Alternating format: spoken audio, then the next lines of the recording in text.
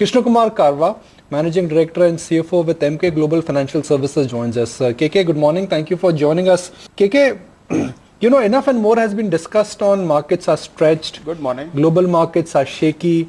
There is a Trump trade which is unwinding. But the ability of this market to negotiate all the bad news and surprise everyone on the upside is absolutely incredible. Yeah, absolutely. I think our domestic markets are on a roll of its own, and it is a reflection of the strong economy and the expectations about the growth going forward. And if you look at on a very broad macro perspective, look at our GDP growth, look at our fiscal deficit, current account deficit, inflation, and also our exchange rate, all are portending to a very strong domestic economy. And obviously we expect that domestic consumption will continue to deliver, and also now with the government capex is being so strong, obviously capex cycle is also picking up as reflected by the numbers of some of the industry majors. So all in all, I think the domestic economy seems to be strong. Yes, there are challenges or question marks that investors sometimes have on valuations, and we saw a small snapshot of that over the last week when mid caps and small caps did correct. But I think investors should be looking at more from a longer term perspective and looking at more compounded returns than worrying about the short term. Mr. Kumar, how are you looking at the way the market is positioned right now? Because the bias seems to be more towards the expensive consumer names and consumption stories still. Whereas the export-oriented IT and pharma are lagging, and there's not much that can be said about the pickup in the investment-led themes. See, I think the way the Indian investors are always been positioned has been that they are more and more positioned towards investing in growth stocks or growth sectors as such, and that's what even global investors, when they come to India, they look at that more than 10-15% kind of growth in various sectors or stocks that they invest in. And obviously the assumption is that your domestic consumption stories or the domestic consumption stocks, etc., will be able to grow at a much faster rate post a good monsoons and post GST, etc. Versus that, yes, IT and pharma have been the darlings of the investors for many years, but for the last few years, for the last 1 year at least, you can see that there have been headwinds for both the sectors, and there has been a significant derating which has happened, and still you don't know where is the end of the road. So from a value investing perspective or a contra investing perspective, probably those are the sectors which today offer you the most opportunity, but who will catch the falling knife, and that's where the question is. So where do we go from here? Everyone is of the view that valuations are stretched, don't buy the market. Now, if you're waiting for the correction, the markets are not obliging you. Earlier this week, it appeared that, this market was looking slightly weak. But yesterday, the market action surely surprised me, and I'm sure it surprised you also. As I said that, trying to time the market in the short run is going to be injurious to investor health. I think it's best to be, if you are confident on the domestic economy from a 2-3 year perspective, then you stay invested and also regularly keep on investing. And within your overall asset allocation plan, you need to just monitor what is your equity weightage and are you comfortable with the risk that you are taking. I think that is a better way of going about it for investors from their overall asset allocation perspective.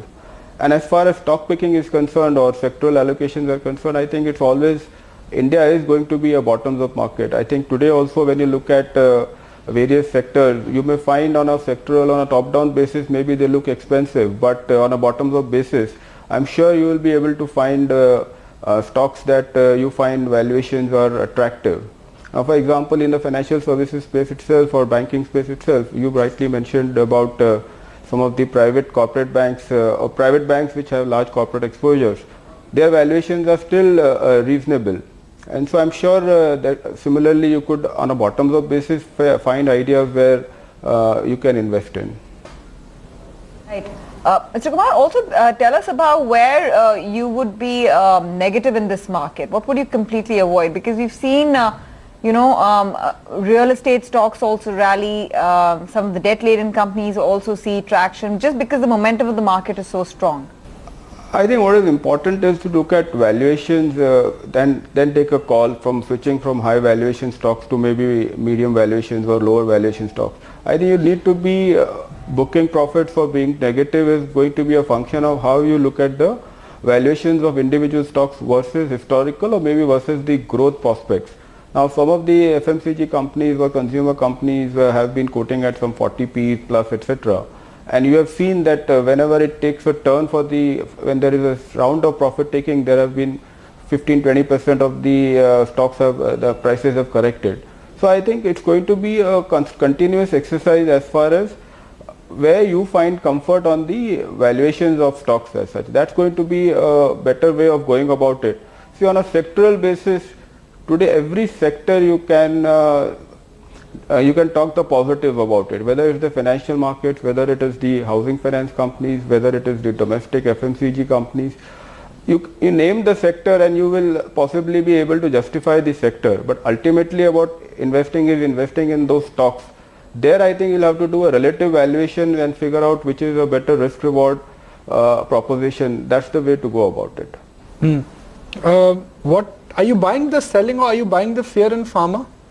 You see, by heart I am a growth investor, and see, as far as pharma is concerned, the headwinds are still very high. As far as the US market itself is concerned, there may be questions on the various plant approvals, etc. And now also the domestic space seems to be under challenge with the government of India's focus on making medicines more and more affordable.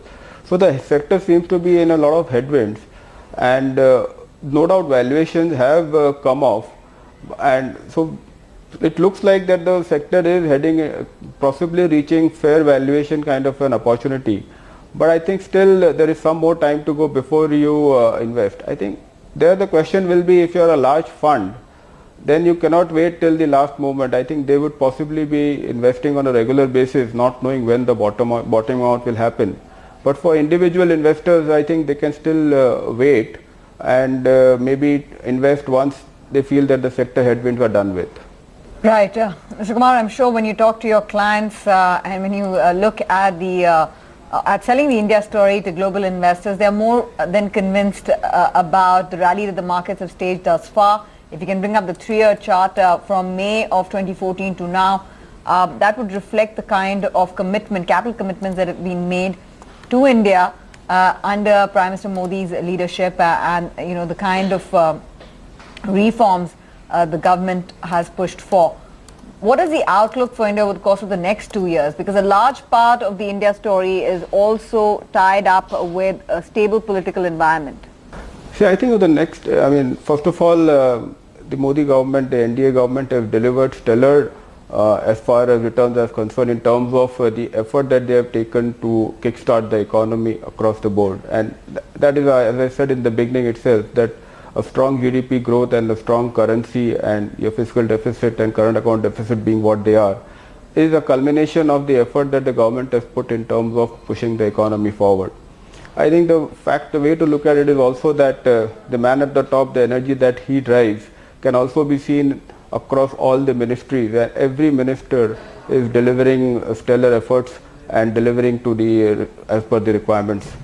Now going forward, I think what is going to happen is that all the efforts of the last 3 years, probably we'll see the benefits of that to the system. So the next 2 years we'll see a lot of thrust from the government in terms of delivering on what they have promised and work, and basically leveraging on the effort that they have put in the last 3 years. I think what needs to be done now is basically to ensure that the job growth, which is what is lacking, probably a lot of effort will be put on that front, and there I would think that the whole effort on the housing, the affordable housing segment, is a function of trying to revive the whole sector, because that is one sector which can create phenomenal amount of jobs in the system.